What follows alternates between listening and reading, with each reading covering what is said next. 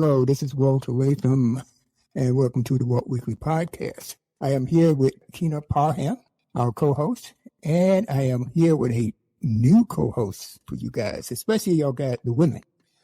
We have Sergeant Ernest Robinson, who will be joining us today, and hopefully going forward. And, in today's episode, we want to talk about a few things. We got a lot of things in the news, and, we have kind of pivoted for this episode.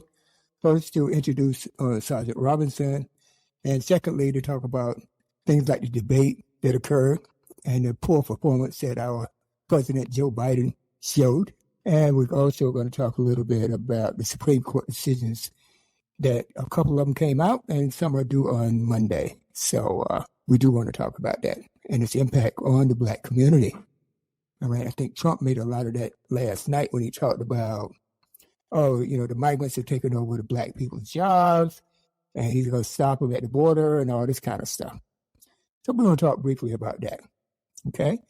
So what I want to do now is go to Sergeant Robinson and have him tell us a little bit about himself. And I just want to thank him. I want to really thank him. He's a very, very smart guy. And I look at him as our man in Washington. Something like to that effect. Yeah, he's our man in Washington, D.C. All right? So, Ernest, thank you. How you doing?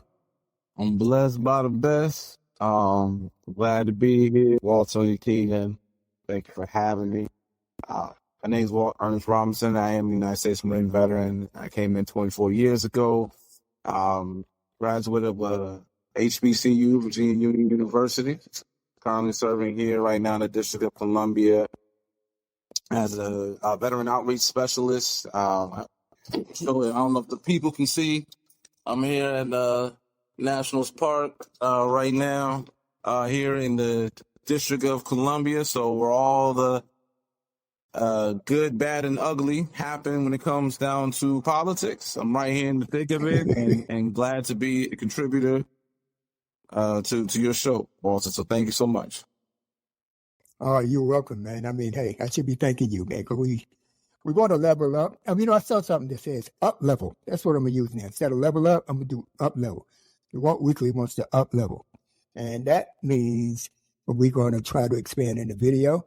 And don't hold me to an exact time. I don't want to be, I'm like maybe Elon Musk in a sense that I'm going to say, next week, but it'll probably be a couple of months before we can roll that way.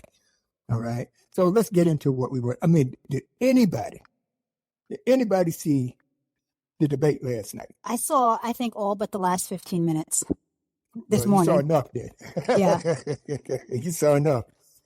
So what's your take on that, Tina? I felt like there's no substance, that it was an argument between sometimes elementary students, middle students, and high school students. There's a lot of tit for tat.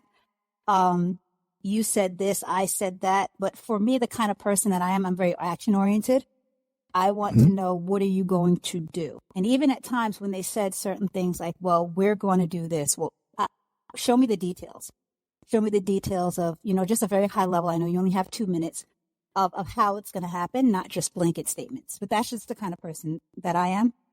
So there was nothing material to me that was said that I feel like holds weight on either side. Okay.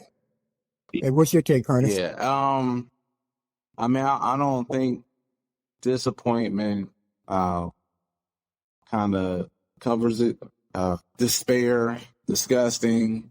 There's a lot of negative D words that we can definitely throw around. It was, from the jump, the current president, very lethargic. As far as like response, action, very laid back. Trump, typical responses and things of that nature. I think Keena hit it on the head. Like, again, nothing substantive from either side of it. It's a bad situation, I think, for us to be as Americans. There was no way. All of us have worked different jobs and things of that nature. We would never have someone who is conducting an interview to respond in the way that the president did or the former president did, and that's the people that we're going to hire. Like that makes zero sense, right? And the level of loyalty, again, from either side makes, again, no sense when we're talking about we weren't trying to put our best foot forward. So I'm hoping that over the next couple of weeks, there were talks about some conversations of maybe potentially pivoting. And I guess we'll probably touch on that when we start talking about a little bit further as far as what's next. But yeah, that was just underwhelming. Yeah, it was. I mean, my wife was very upset, because, she likes Biden. And I was sitting right next to her and I was laughing a little bit because, I try to draw the humor. Wherever I can find some humor, I try to, because I was disappointed in the president's performance. Anybody would have been. I knew he was sick. I mean, he should have, excused himself and said, "Oh, I got the flu, I got the pneumonia or something." He could have pulled him out. Even coming into the auditorium, the way they had to help him down the steps was that was unsettling to me. All right, yeah, go ahead, Ken. It's funny because oftentimes people talk about Joe Biden and, the way he talks and certain things. I guess I'm the kind of person where I don't look at someone's physical disposition as an indication of whether they're intelligent or not. Now, right. I'm not saying that he is. I'm just saying in general. Like, let's just say I can't think of the guy. Is he the governor of somewhere? The gentleman, I think he had a stroke some years ago, but he was reelected. Tall white guy. Do you guys know who I'm talking about? John Fetterman. Yeah. Former lieutenant governor and current senator. Yes. Yeah. So when I remember when he was being reelected and people like that, I don't think that, like, let's just say, because I know people that stutter, right? I know intelligent people that stutter. So I don't look at it like just because you stutter across your words doesn't mean that what you have to say holds less value, even though, unfortunately, he didn't speak of any substance. He was just speaking in retaliation. I don't think that if you're in a debate and let's just say maybe you happen to be a little bit sick, then that means that you're unqualified. Mm-hmm. That's just me, no matter who the person is there. But I guess, as in politics, today they want you to have a certain stance, especially with men. They want you to have a certain stance. They want you to stand up there and look strong, and they want you to wear certain color suits. But to me, it's the content. It's not the visual.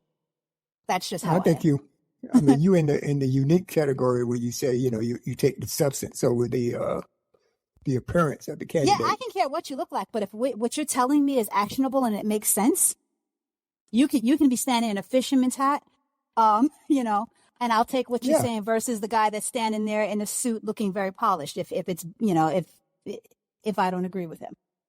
Yeah, well, I agree with you. But we have to understand that we're a very fickle society. Out of all my years here, you could be in trouble today and tomorrow you're a hero. We have a very short memory. Yeah. So I expect this to just subside if Biden can demonstrate that, he's more into it. He's not sick. He can speak authoritatively. That's what we're looking for. I think that I'll give him a pass for last night because he was sick. He had no business being there. I blame his campaign manager and the people around him for taking him there. All right. So that's my take on it. But this does make me remember a situation when I was in Singapore back in 2000 during the Gore-Bush election when they had the hanging Chad situation. And for y'all young people that are listening, y'all guys may have to look that up, right? But anyway, I was in Singapore and the case went to the Supreme Court, all right, to discuss this hanging Chad situation and determine, if they're going to count the votes or not. And someone sent an email around. I'm in Singapore now in the office.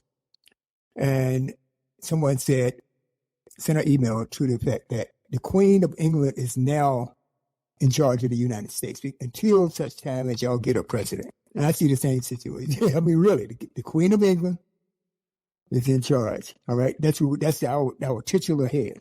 Okay. So, I mean, it's the same thing. We got a situation where they're neck and neck.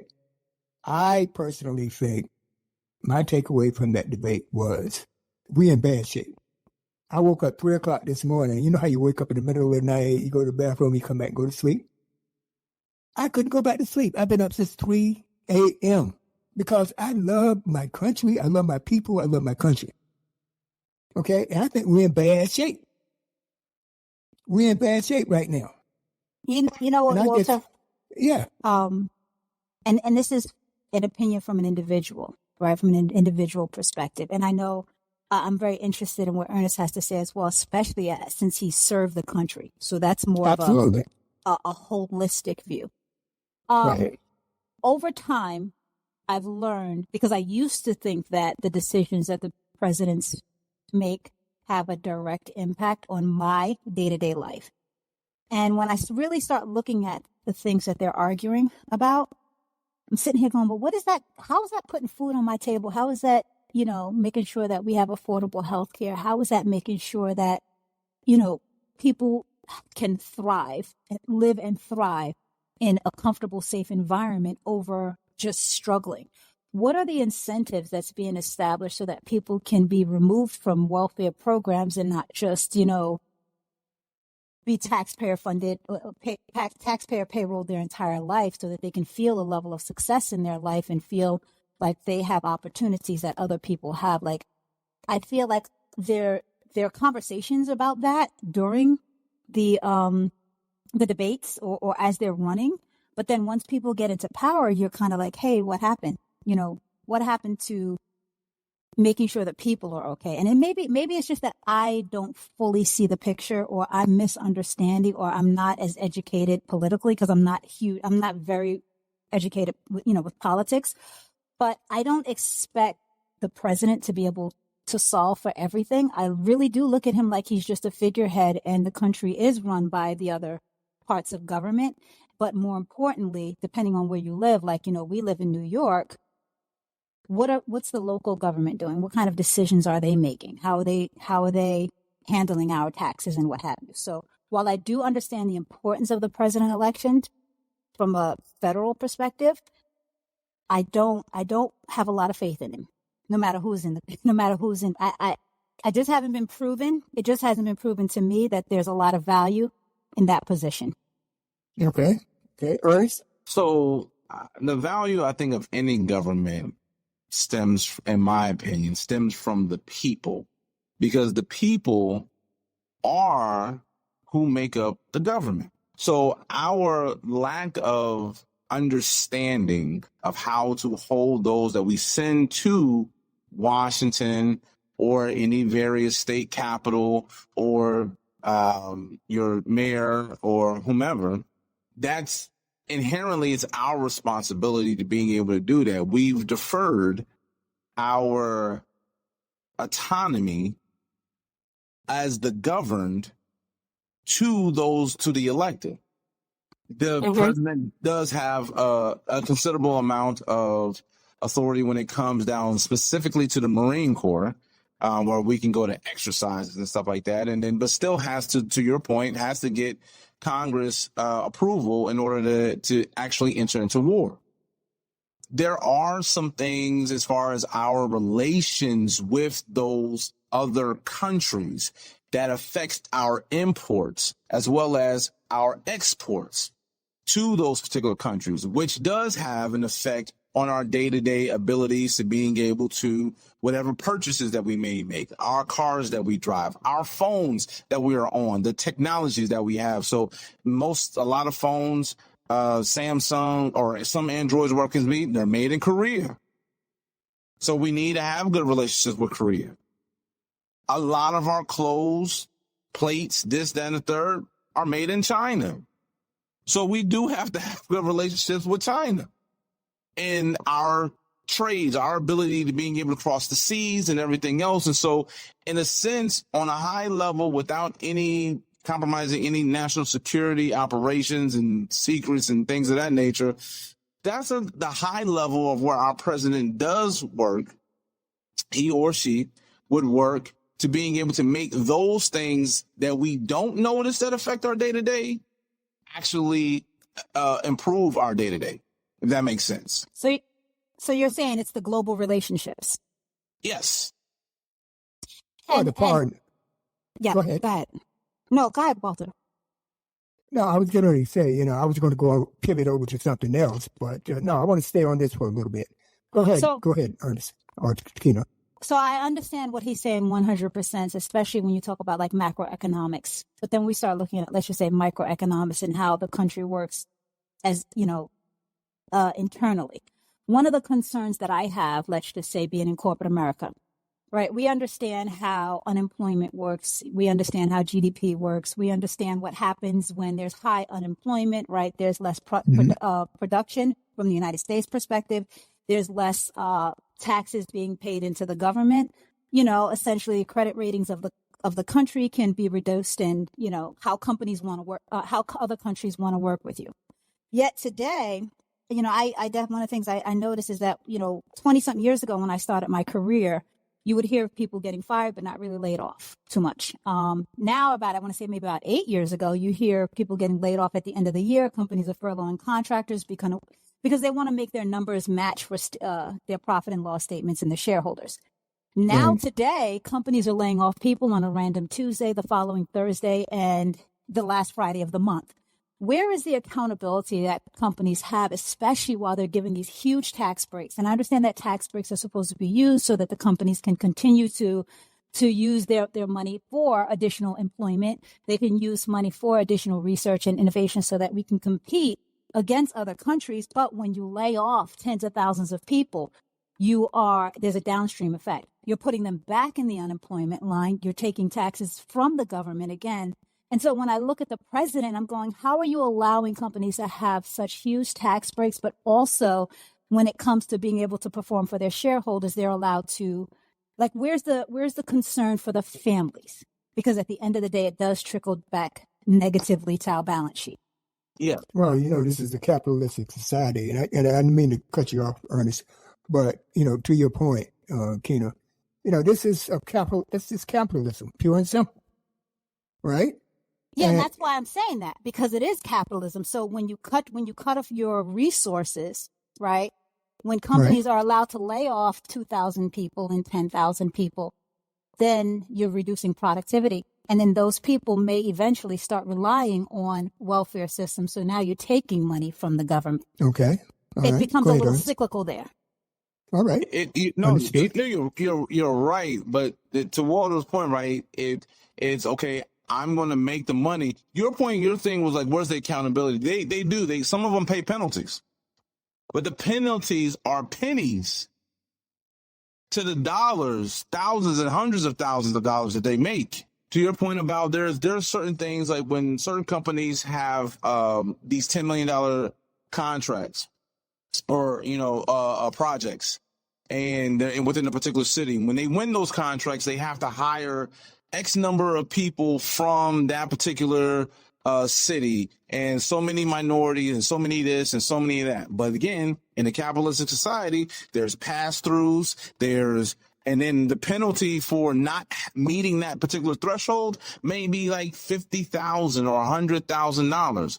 Why would I care if I pay $100,000 fee at the end of the year when I have a $10 million contract?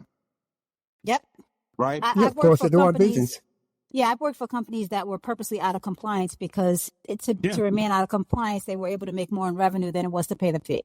Yes, right. And I don't have to pay insurances. I don't have to worry about you getting hurt. I don't have to worry about paying unemployment. I just sit there and I'll pay the $100,000 and that goes. And now the problem is back to you. And you can't take the contract away from me because I justly was awarded the contract. And although I was out of compliance, I was still in compliance because I met the threshold of paying the penalty for being out of compliance. And I got the contract for the next 5 years. So, all right. To that particular point, it's not necessarily on the president. And then Congress is still the one who's legislating all of that. It's not the president that legislates that. Although the president may tout that they are lobbying for particular tax breaks, they're not the one that's authorizing those tax breaks. Those tax breaks are still being done by the 535 elected officials, 100 in the Senate, 435 respectively in the House of Representatives that are making those things happen. Okay. Now, I'd like to move to another one. I don't want to just I do want to say this. Let's pivot to immigration. You heard Trump say that the immigrants are, all the crime you can attribute to the immigrants. They're taking the black people's jobs. Well, how do y'all guys feel about that? Go ahead, Keena. I disagree.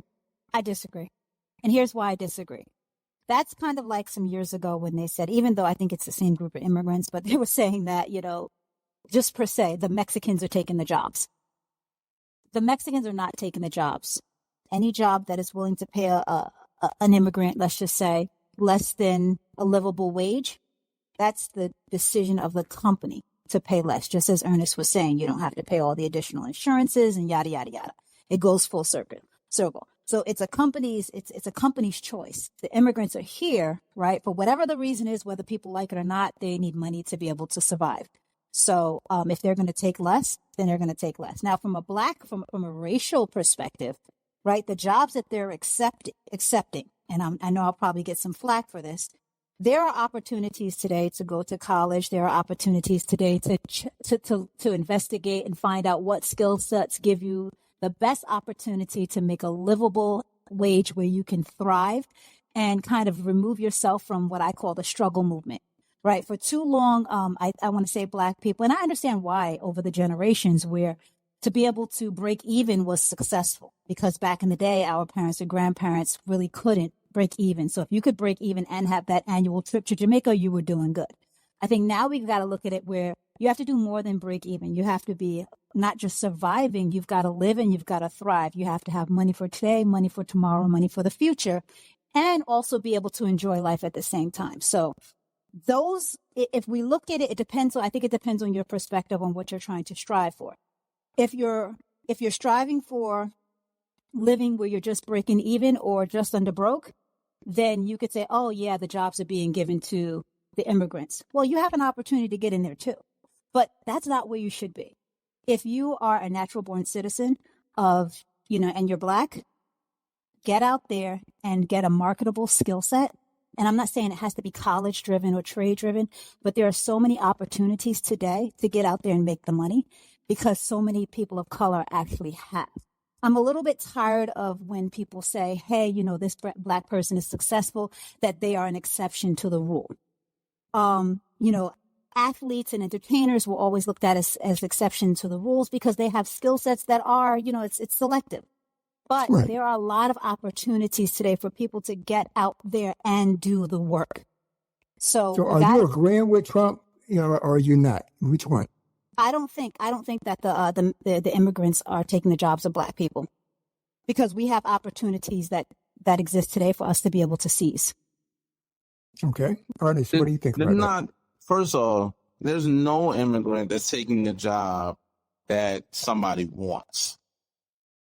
Nobody is I don't see nobody standing on the side of the road trying to get onto a farm to pick tomatoes, strawberries. Like the old days. You're right. So they're not doing that. I think there's also a difference between what people want, what people need, and what people desire, and all of those things are not mutually exclusive to one another. Then the last part will be what they're actually capable and what their capacity is, that, what they're able to do. So no, I do not agree at all about them taking jobs away from black, white, or anyone who is born here in the United States. No one's looking for those jobs. They're not trying to do it. They don't want to be groundskeepers. I'm at a job fair right now. I work in workforce development. There are people all the time that have no skills and they want $100,000. Our parents or my grandparents and some of our parents were sharecroppers, or they had farms. Right. Themselves outright had their own farm, right? My family had their own farm, and they worked the farms. They left at 18, 19, 20, some went in the military, some went in the school, because they didn't want to work the farms no more. Now, that's back in the 1930s, 40s, 50s, and 60s. So today's immigrants are not taking any job that we have people who are standing outside the line. We have more people standing on the side of the line for unemployment than we do at some of these job fairs. All right, now let me say this, Ernest. I remember in the 60s, when I was growing up in 60s, 70s, kids could work on the farm in tobacco. You know, I used to plant tobacco. I started from handing tobacco when I was 6. Yeah, to get some money in my pocket. Because if I worked in the store that we own, I didn't get paid. So I wanted some cash. All right? So, I think that the immigrants, and I may get some blowback for this, but those jobs that the kids could have, teenagers and kids, to get money in their pocket during the summer, those are gone. There's nothing wrong with working on the farm. It's funny you said that as well, because I just had that conversation recently where I remember during the recession of 2008, my son was about 14 around then. And it was hard for him, he got his working card, and it was hard for him to get a job because of the recession. The adults were, doing the jobs that the kids and the young adults had.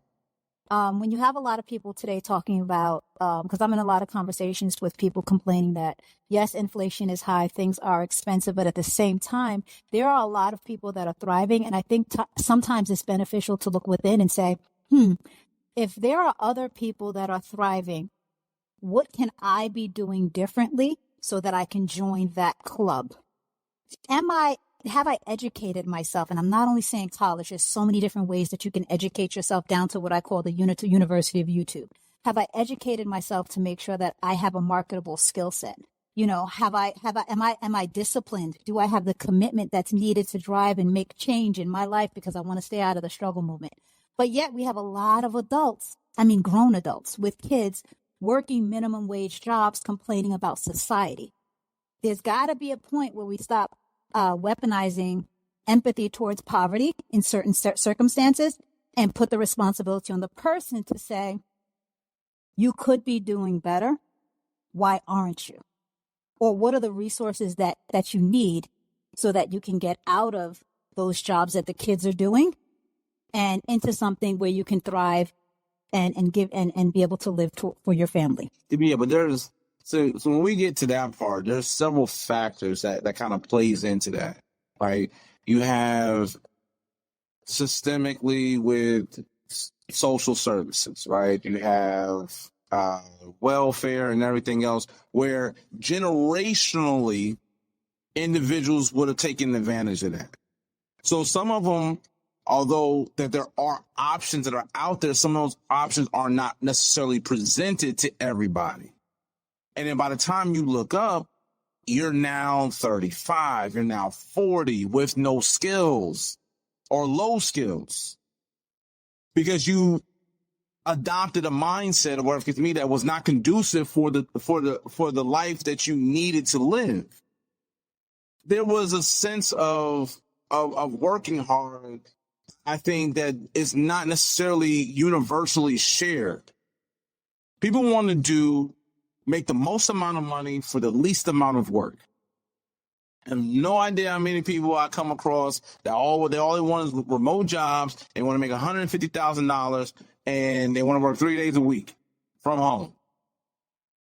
And even during those 3 days a week, they ain't trying to work.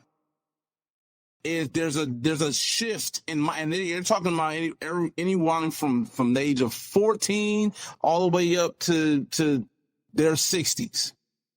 That there's a shift in the way that people want to work and what people think that they deserve and everything else. And there's a lot of conflation that's happening. And so it's an unfortunate situation. Like I said, I see it all the time in whether it's the unemployment line or in workforce development.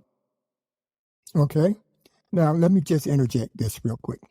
I think that some of our thinking, I'm not pointing fingers at you or Tina, right? Ernest or Tina. But a lot of our way of thinking is coming from the mass media. It's coming from the media, how they portray us. And we're falling into a situation where, we think that, we're doing bad and this person is doing this person not going to school, this person. One thing I've learned from doing this, and we've been doing this for 5 years, it's our 6th year for the Walt Weekly, is that there are people out there really doing stuff. I am surprised. I am so elated by the people that I have interviewed. And they ought to why doesn't the media constantly focus on them? Every time you look at the news, crime, they show a black face. Okay? Anything, a pantry, a food pantry. They don't show the white, they show the blacks. I mean, I notice all of that. I can really look at it now since I've been retired. And I can look at it, and I can assess it and say, damn, this is a damn shame. You know, the people on the food line, most of them are white. A lot of them are white. Or they dump it in the black neighborhood, of course. There's no white people in the black neighborhood. But we have been indoctrinated so much by the mainstream media, all right, that our thinking about ourselves, I mean, that's bad. We have people that are doing good. I think right now, and I haven't done any empirical studies. I don't know for sure, but I'm telling you, the people that I have come in contact with, I think are representative of where we are. Our people work hard. All right? Don't get that misconception that we are lazy. No. You got a feeling every day going, race, right? Race. They got a lot of lazy people. So we got lazy people. We got violent people. We got violent people. So, I mean, you're going to just encapsulate all of that. You're going to encapsulate all of that and say, oh, well, yeah, well, the African American, they're lazy. They don't want to do this. That's a daggone misconception. That's false. That's misinformation that's been pushed out to us, okay, to keep us down. All right? I'm telling you, I got 2 grown daughters, and I know we're going to be fine, all right? But the clinics go hard work now. Like when they said, we'll have to work hard. There's no exception to working hard. You have to work hard. All right? But I got this mantra that I use is work hard, play hard, right? And that's what we all should do. And I didn't necessarily agree, Ken. I have to disagree with you on what you said. Yeah. All right? And that's nice feel. Right. But well, I mean, I understand the sentiment, right? But there is empirical data that does show like what the numbers are saying, right? And there are factors into those numbers, and there's a wide variety of reasons per the individual of why they are in that particular circumstance.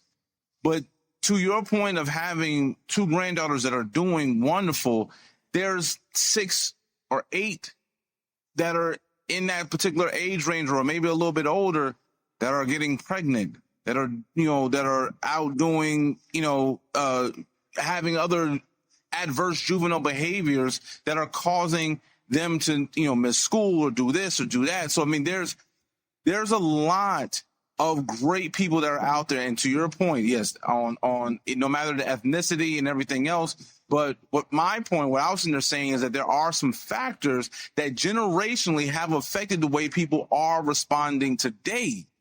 It's not to take away from the thing that we've been successful for. I mean, we've been successful. I mean, we've been successful even during slavery. We had successful marriages. We had successful families. Yes. Can I just say this, all right? I understand. I appreciate what you're saying. But if you would take and do an analysis, what we call a root cause analysis, all right? Tina's aware. That's a technical term that they use if something wrong with the program, right? They got to go back and see what happened. If you do that with us, look at all the root causes. I mean, you can name 1,000 root causes of why we are where we are today and why people are suffering and they're not performing the way they should. Because when you go to work, I mean, what are you confronted with from the day you're born? Racism. That's tangible to us. We have to deal with that. Then we have to deal with, going, getting educated and competing in the job market and the rural market. All right. So you have to look to your parents. So that's where we got to get our support from. We can't get it from the outside. We can ask them for anything. I don't mean to jump off here, go, like our friend. All right. Is, I don't want to jump off topic here. I digress, but I don't want to digress, but go ahead. Right. But even with that, not everyone has parents.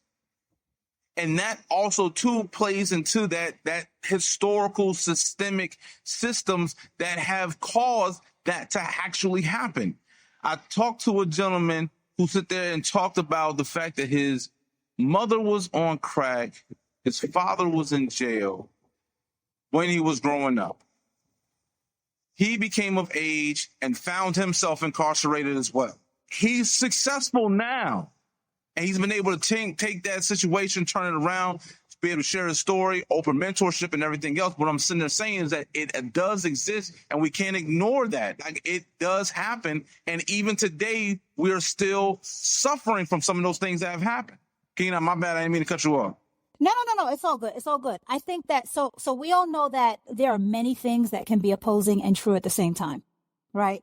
What I'm hearing Walter say is that Black people aren't lazy. There are many thriving Black people, and I agree with him 1,000%. Which is also why, even though when I was talking, I really wasn't specific to Black people, I was just saying in general, because I'm in a lot of conversations where people are talking about the state of the economy and blaming the economy on every situation, but not realizing the level of responsibility that you have for your life as an individual. Because today, there's actually more money that can be made today than ever before.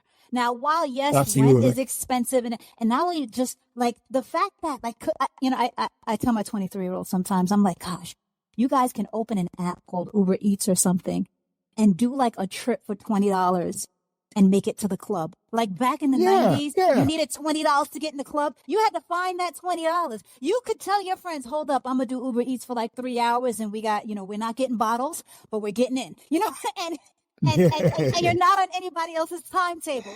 There are so many ways to make money today. It's insane. So that's why I say education, commitment, and discipline. If you don't stay in a constant state of learning, right? And I'm not saying, again, it's not just college. It's you're learning from random people. Like, I love to talk to people. Well, you know me. I love to talk. There's always something to learn from people.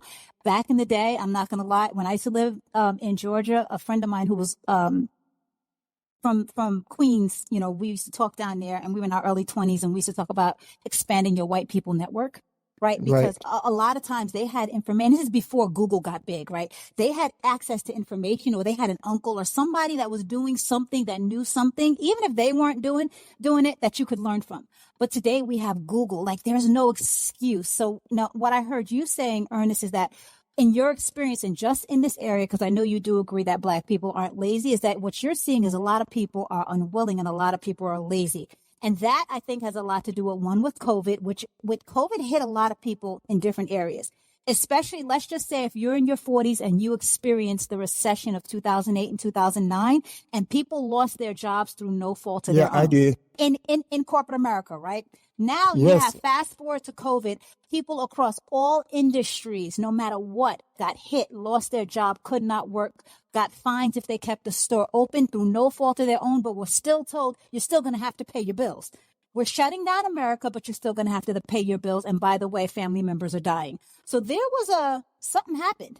Something happened to people and the way they feel about jobs. And then you had jobs that were still open. You were able to work remotely, and those jobs are making you feel like, well, we had to lay off 25%, but you should be appreciative that you're still working. When really, if yes, I'm appreciative, but you also need your doors open as well. So you need me to work. So there's a lot of different mindsets that were created as a result of COVID. But then, and then you had the extra unemployment, right? But then you think about the younger generation coming up. What they're starting to see, because again, I have a son that's 29, I have a daughter that's 23, so I talk to a lot of their different friends and stuff, and I hear their perspective. They see no loyalty, right? Like, we grew up, like, even your generation, Walter, you guys had pensions and other things. My generation is like, okay, kind of screw pensions. I didn't get a daggone pension. I didn't get a pension. No, I didn't say you. You were in corporate America, but a lot of people in that, there were jobs that had pensions still. You know what I mean? Yeah. Then the 401k era kind of came in, right? So now you got to figure out, how do I take my money that I make today and use it for today and tomorrow, if you're in one of those kind of jobs. But now the kids nowadays, they're looking at it like, wait a minute, we got to go into debt getting college degrees, and there's no guarantee that I can get a job. Now, there's never been a guarantee. I don't know who sold them the idea that just because you go to college, soon as somebody's going to knock on your door looking for you to work for them. No, you've got to go hustle that degree. You've got to learn how to apply it. You've got to hustle it. Not only that, let's just say, you got to be realistic. You can't be living in New York City with an agriculture degree and then don't want to move. Let's just say if you're an FIT and you graduate in fashion, how many kids are graduating out of FIT Parsons and any other fashion, related school that's going to actually have an entry level job. Sometimes you've got to get in as the receptionist and learn the contacts at, Ralph Lauren and then branch off. So they don't understand the long game here because we live in a world of instant gratification. But not only that's the that, problem. but not only that, not to keep going, but what I've learned too is that their voices are louder. And what I mean is when we grew up, right, we were influenced by your immediate circle, your friends, your family, your school members, and maybe a little bit of television and music.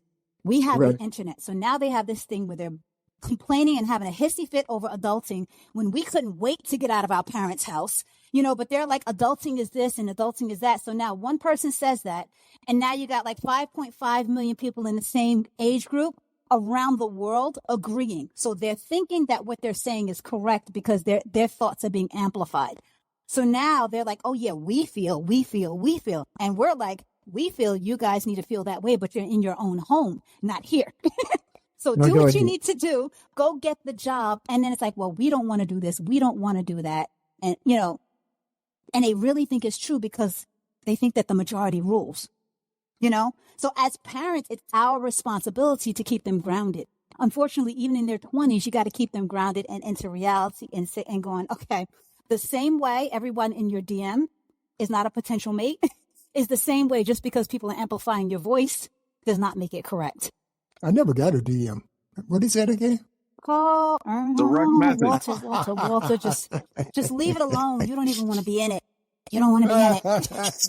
But I do want to cover. Okay. But I do want to cover one more thing, and I think Ernest is the guy to do this. The Supreme Court decisions that came out this week and today. Could you cover a little bit about that, especially with the January 6th decision that they made on obstruction? And the broad way the prosecutors or the government's charging people. And I was a little surprised about that. Go ahead, Ernest. Yeah. Okay. No, so matter of fact, I was trying to pull up some of the decisions that were made. You said specifically about what you said January 6th? The January 6th.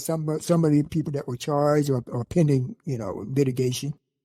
They said that they have to be. It's too broad. They have to be more specific in terms of documents. How do they?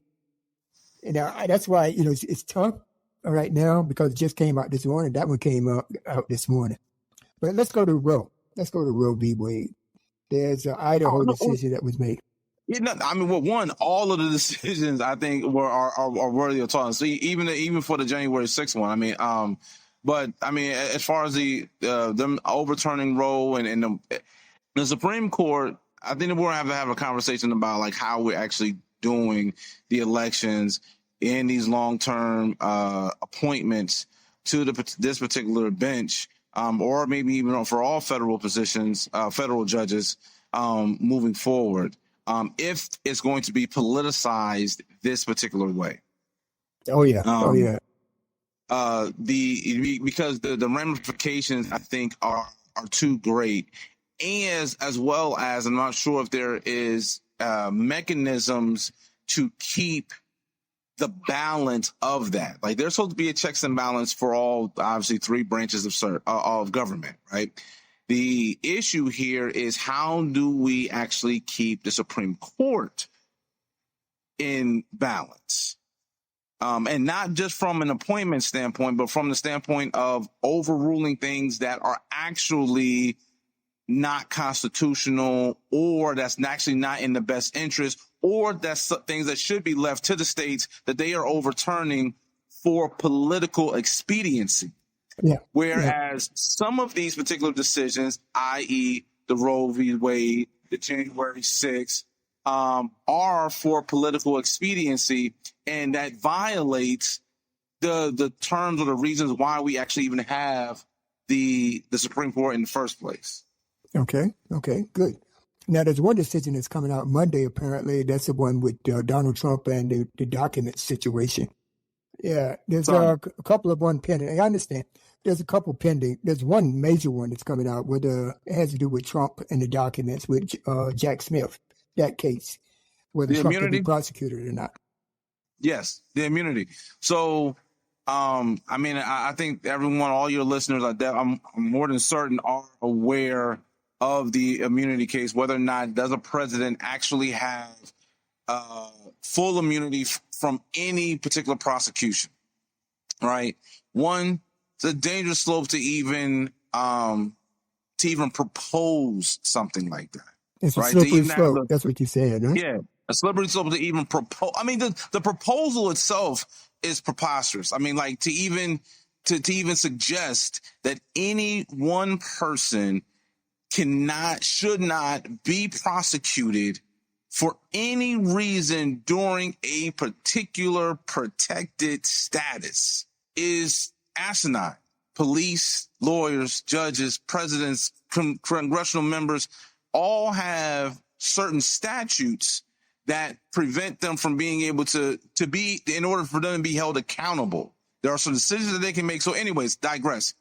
I think that the fact that the Supreme Court has even kicked it around for as long as they have, I think that in itself is borderline unethical.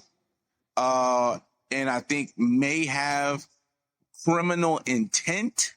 Although there's not necessarily a statute that actually to sit there and suggest that, other than an abuse of power, because there are judges and elected officials all over, whether judges or otherwise, that are actually held accountable for abuse of power. The only thing that I don't think that has been challenged, and I would have to do the historical look on this particular part. So my apologies for not doing so prior to this conversation. No, you don't have to apologize. No. But challenging or bringing a criminal case against Supreme Court justices. Wow. There's been I think one or two removals from the Supreme Court. I mean, you're talking about like the 1800s. Were they impeached or it wouldn't that be a situation where they would have to impeach the Supreme Court justice? Yeah. It will be an impeachment, yes. And I think there's only been one. Maybe two, but I think only one that's actually been impeached from the Supreme Court. All right. Okay. Go ahead, Ernest. All right. What I wanted to say is that I think that the Supreme Court decisions and the one pending that we didn't get in yet, concerning Donald Trump and his, his proclamation that he can get on 6th Avenue and shoot somebody and he's the president, and so nobody can. He just walk away from it. He can kill people. I think that deserves another show that we need to talk about this in a little bit more depth, right? And these things are coming out. A lot of the stuff we talk about came out this morning in terms of the Supreme Court, all right? And this week, too, Monday, Tuesday. I think Monday you had one, too. So we're going to reserve that for another show. But in the interest of time, we're going to like to close out now. Keena, you have anything you want to say? No. My familiarity with some of the decisions based on the comments that Ernest was saying, I definitely agree. But I definitely agree that they're kicking the can down the hole in for future protection of themselves. Okay. I agree with that. But these things when the Supreme Court rules, man, that's precedent. So, the only way you can overturn that, I guess, is through legislation. If I'm incorrect, let me know, Ernest. Is that true? Okay. So Sergeant agrees with me. Wait, I have one question that I don't understand. One of the things that Biden said last night was that if he became a president, he's going to overturn that Roe v. Wade decision, right? Does the president have the authority to do that? Because if he did, then why hasn't he done it already? No, he can't. Why are you talking about doing it in the next? You have 6 months left. Go ahead and do it. Put your money where your mouth's at. Yeah, well, I think, one thing I wanted to say that's not in his platform is reparations. And I think, look at our debt right now. They owe us that amount of money already. So that's my take on it. There was another comment that he made that I couldn't fact check, even though I don't have to worry about it anymore because my kids are older. But he said that he's done something to make childcare more affordable for the Black community. I've not been able to find that. I've been able to find, articles.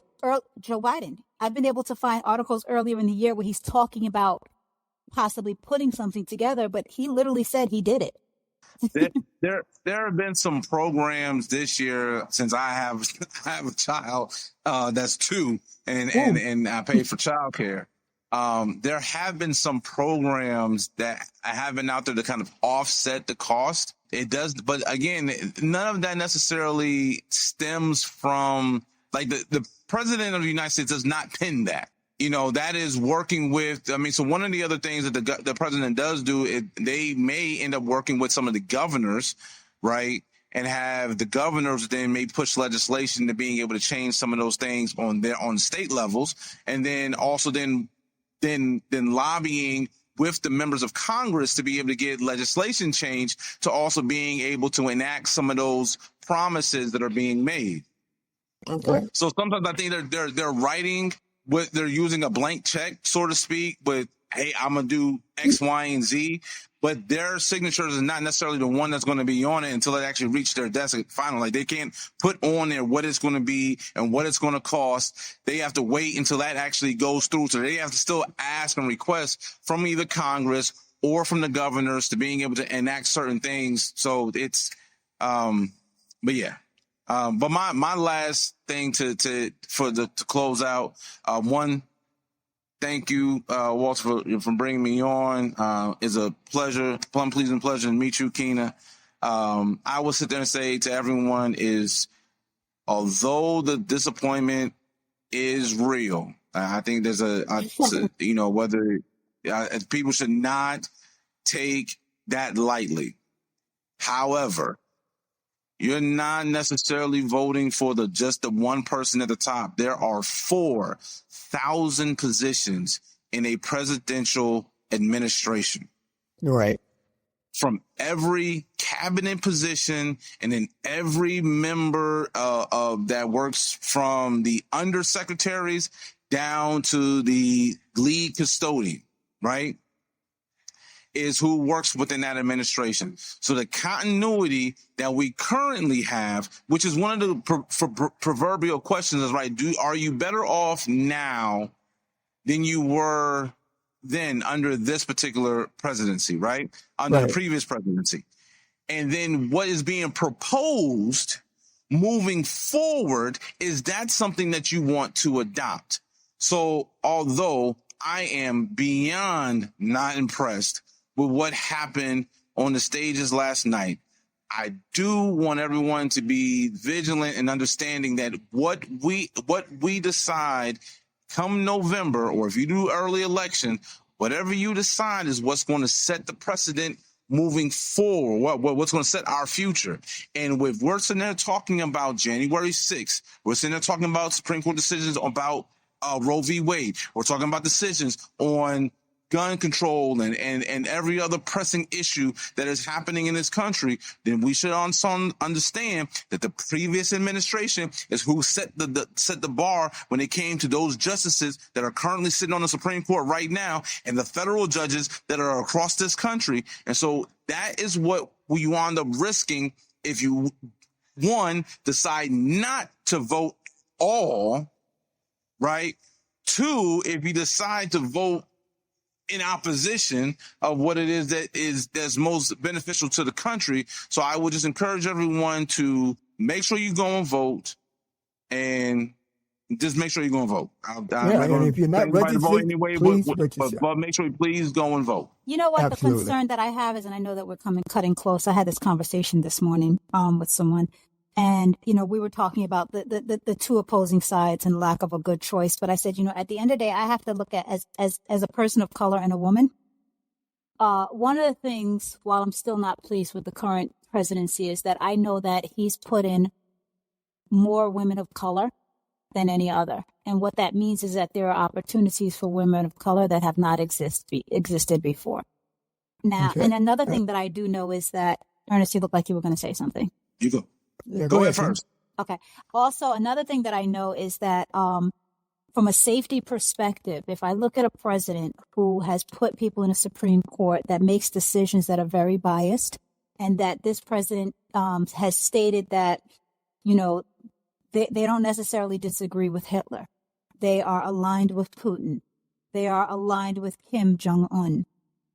The Charlottesville situation was done by a group of nice people. If I really just look at that in totality and say, do I feel safe under this person as a president? I don't. Like, if you just put finances and everything else aside, I wouldn't feel safe as a person, as a Black woman in the United States with him as a president again. So you're going to move to New Zealand too? No, I didn't say I was moving. I just said I did. Walter, is there anything about me that says I exit? No. I bet a lot of people say they're going to move. I take the current situation and I figure out how do I still make the best out of it that I can for me and my family. The thing is, you can't ignore Trump. I mean, he's always doing something to put himself out there in your face. I was at a golf course one time. I'm playing with a group of, I was the only minority. Okay, I will qualify with that. And I think it had to do with the emergency response system, the emergency management system. Ernest, I think you're familiar with that, where they broadcast things. So we get this alert on the golf course, and his name was up there. This is Trump, this is Donald Trump, and blah, blah, blah, blah, blah. On the emergency, notification system, emergency management system, why does he have to say that it's him? Even when we got those stimulus checks, he had to put his name on a check. So I don't get that either. So, I mean, I wanted, when he got elected back in 2016, I just said, okay, all right, I was disappointed. All right, what let the man do his 4 years, and that's it. But every time I turned around, he was there, texting. So, yeah, I agree. We're in bad shape if this guy get elected again. He's an entertainer.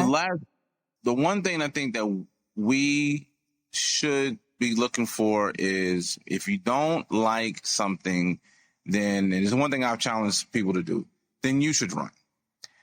If you're not the person to run, then in your collective group, then you should nominate someone within your group, someone that you trust that is actually going to represent you, and have them run.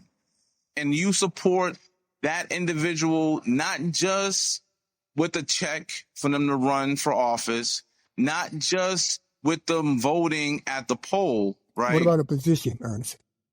No, I mean, one, yes, you could run, you can have a position.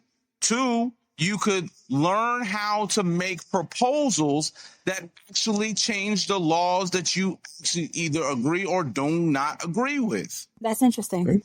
Yes. Legislation should come from the people. Proposals should come from when we go back to Schoolhouse Rock. I'm only a bill, I'm sitting here on Capitol Hill, right? A song that we vaguely remember in some cases, right? Mm-hmm. But that's exactly where these things come from. And we have not taken the opportunities to learn how to actually do that. It doesn't mean that you have to be a guru in absolutely everything.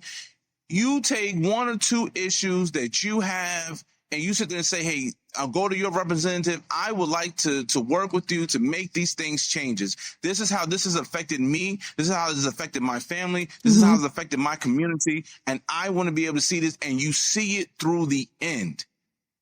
We'll talk about it intellectually, barbershops, salons, podcasts now, whatever have you. And then the conversation doesn't go any further than that. The effort doesn't go any further than that. So I challenge not us, but just everyone that's listening.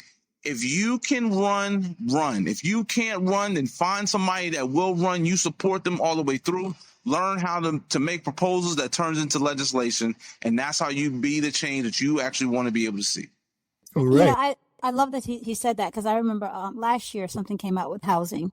And I can't think of the gentleman. I could see his face. It's a Black guy that represents the district that I'm in. And, it's like, send an email in case you want blah, blah, blah, blah. And then you just don't hear anything. You don't hear anything back, Okay. All right. So it's not, I'm not saying that that's the case. It doesn't mean that you keep pushing, but it's definitely, there's definitely ways to get your voice heard. Like, I got we all got that email from Kathy Hochul. And then there was like a link in there yesterday talking about, all the things that she's done and is trying to do, let's just say.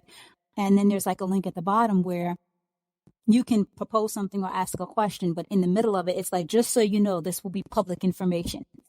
Oh, okay. Yeah. Okay. So that's going to deter. This is like just yesterday. It's like that may deter people, because you're like, I've got a concern, but I'm not ready. I may not be ready for it to be published just yet. Okay.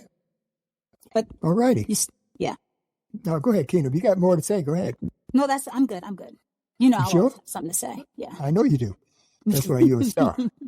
You got and now I got 2 stars, superstars here, you know.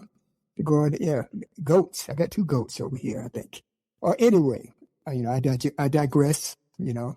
But anyway, I would like to thank y'all guys. Keena, thank you so much. And Sergeant Robinson, thank you so much. And great show, guys.